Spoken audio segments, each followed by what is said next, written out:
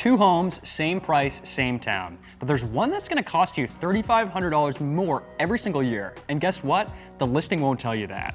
Before you retire in Maine, there are 5 hidden costs most buyers never see coming, and every single one of them is hiding in plain sight. And in this video, I'll tell you exactly what they are so you don't get blindsided. Let's dive in.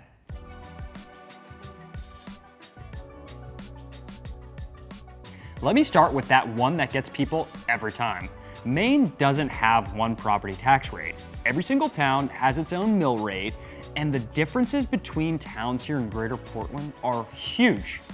Here's what this means for you. 2 homes priced exactly the same square footage, same condition, but they have completely different annual tax bills, depending on where they are. Right now, if you're looking at towns like Scarborough, South Portland, Falmouth, and Gorham, the mill rates vary a lot. Scarborough is around $11.33 per thousand of assessed value, South Portland is at $13.65, and Falmouth around $13.85, with Gorham just being updated to $14.80. But here's the thing with Gorham. Their certified assessment ratio is at 90% of market value. So the actual math on your tax bill works a little differently than the others. No joke. On a $600,000 house, the difference between the lowest and highest rate in that list is over $2,000 every single year. On a fixed income, that's not a small thing. That could be a car payment, a plane ticket home for the holidays. Think about it.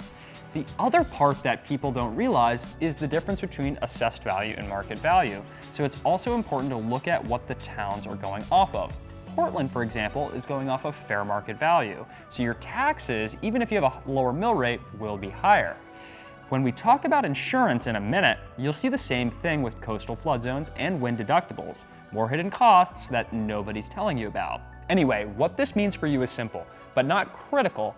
Compare the total annual tax bill, not just the price. The 2 homes could look identical until you run the actual numbers. Most buyers skip this completely until after they've already fallen in love with the property. Don't be that buyer. Run the math first. Now, taxes are one thing, but the next cost I'm gonna walk you through is one that doesn't stop every single winter. But this is when people usually ask me, okay, Will, how do I actually figure out what town makes sense for my budget in my next chapter? That's exactly what I help retired-focused buyers work through every single week. Just shoot me an email and let's talk through your specific situation. My contact info is in the description down below and on the screen. Now, back to those heating costs.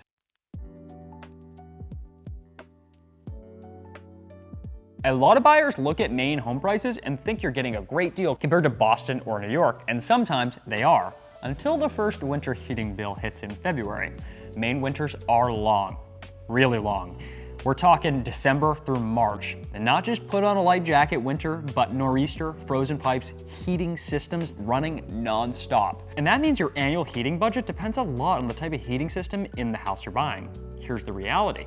A lot of older homes in this area still use oil heat, propane, or electric baseboard. According to Efficiency Maine's heating cost comparison tool, electric baseboard heating can run you almost $6,000 a year at current electricity rates. Propane furnaces can run you around $3,400 to $3,500. Oil heat costs between $2,300 and $2,600 a year, depending on the system. But if you've got a ducted or ductless heat pump, the newer, more efficient option, that's closer to $1,900 to $2,400 a year. So we're talking about a potential difference of $3,500 or more every single year, just from the heating system. Crazy, right? But here's what nobody's connecting. A lower purchase price doesn't automatically mean lower costs. A home listed $40,000 below market can burn through the entire savings gap in just a few winters of high utility bills. That's the deal disappearing quietly every single month. So when you're evaluating a home, check the insulation values, check the age of the furnace or boiler, whether a heat pump has been installed, and what other energy efficient upgrades have been done. Ask about the utility bills as well. Efficiency Maine also has rebate programs for heat pump installation and insulation improvements, but you need to know exactly what you're talking about before you close. All right, the next cost can change based on something as simple as which side of the street the house sits on, so let's break into it.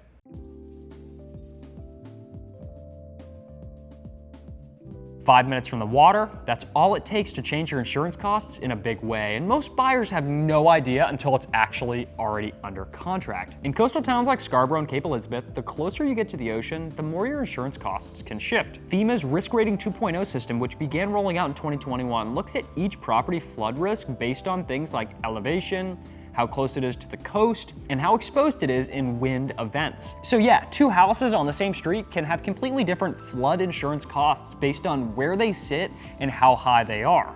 Right now, the national average flood cost with the National Flood Insurance Program in Maine runs around $900 to just under $1,000 a year. But if you're in a high-risk flood zone, that number is going up.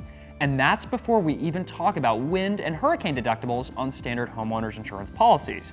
In coastal areas, those are usually calculated as percentages of your home's coverage, anywhere from 1 to 5%, not a flat dollar amount. So on a $700,000 home, a 2% wind deductible means you'll be out $14,000 before insurance kicks in. Yikes. And hey, the coastal towns with the most character are also the ones where single level layouts are the hardest to find. I'll show you exactly what that means in just a few minutes. Here's the move. Get your insurance quotes before you close, not after. Before your lender might require flood insurance if you're in a designated flood zone, but even if they don't, you've got to understand your full annual carrying costs before you fall in love with a house. You can check any property flood zone status through FEMA's Flood Map Center online. Okay, the next cost is one that I tell buyers to think about early because it only becomes more important as time goes on. Let's talk about healthcare.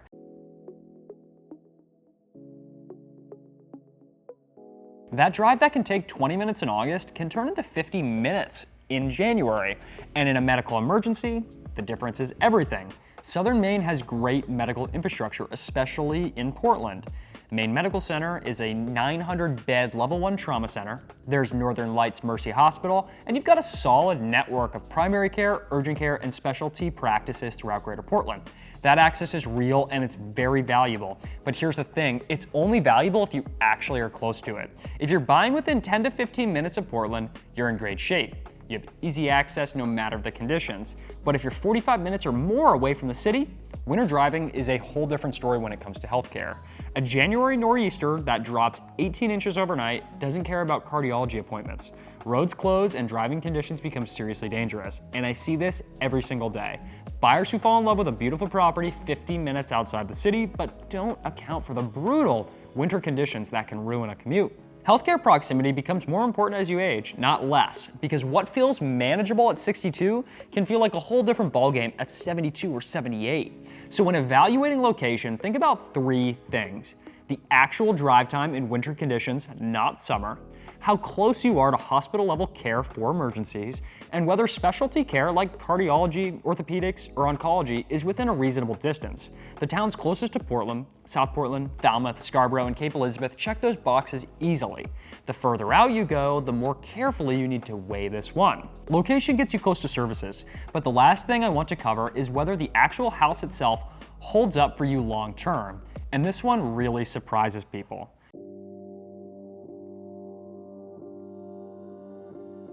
Think of the homes you're imagining right now. Charming, historic character in every corner. Now picture it with stairs to every bedroom, laundry in the basement, and a layout that made perfect sense for a growing family in 1965. That's a huge chunk of what's actually available on the market. And it's the part most buyers don't think enough about up front. Single-level homes are in super high demand in Maine, and the supply is very limited, especially in price ranges that most buyers are targeting. Maine's got beautiful historic homes, triple-deckers, Victorians, colonials, Cape Cods, you name it, they've got character, but they also have multiple levels. And here's what I see happen all the time. Buyers go crazy about a charming multi-level home, live in it happily for a few years, and then the reality of the layout starts to hit. Suddenly, it's harder to get up and down the stairs, laundry feels like a hassle, and the house isn't quite as practical as it seemed. Now they're moving again. You have transaction costs, moving costs, and starting the search all over in a market that's already competitive. That's the situation you want to avoid entirely if you plan ahead. So ask yourself right now, before you fall in love with the property, can you live primarily on one floor if you need to? Is there first floor laundry? Is there a bedroom with a full bath on the main level? How much exterior maintenance does this home require? And is that realistic long term? Ranch-style homes or single-level condos command a premium here because of that demand. In places like Scarborough and South Portland, a well-maintained single-level home that hits the market does not last long. Make this a must-have on your list from day one, not an afterthought. The 55 and over communities expanding in the area are really well designed for this exact situation, but factor in higher HOA fees that can run several $100s a month more than non-55 plus neighborhoods. That can really change the purchase price calculation, and you can't miss this. The biggest thing to keep an eye on though is new construction condos. If you want better proximity to amenities and you're fine with an elevator ride, a condo could be a good match. The buyers who retire best in Maine aren't always the ones who've loved it the most, but the ones who really understood it before they signed the paperwork. So do the homework now, and this market will reward you for it. If you're serious about making a move and you want someone who knows exactly which towns and which carrying costs actually make sense for your next chapter, email me directly, which is on the screen or in the description. I work with retirement-focused buyers every single day, and I'll give you a straight answer on what fits your situation best. Also, check out the video I've linked here. While many major US cities are still working through post-pandemic population shifts and price corrections, Portland is seeing the opposite: steady population growth and resilient pricing. And the data behind it is genuinely surprising. It's the perfect context for everything we just covered. Thanks for watching, and I'll see you in the next one.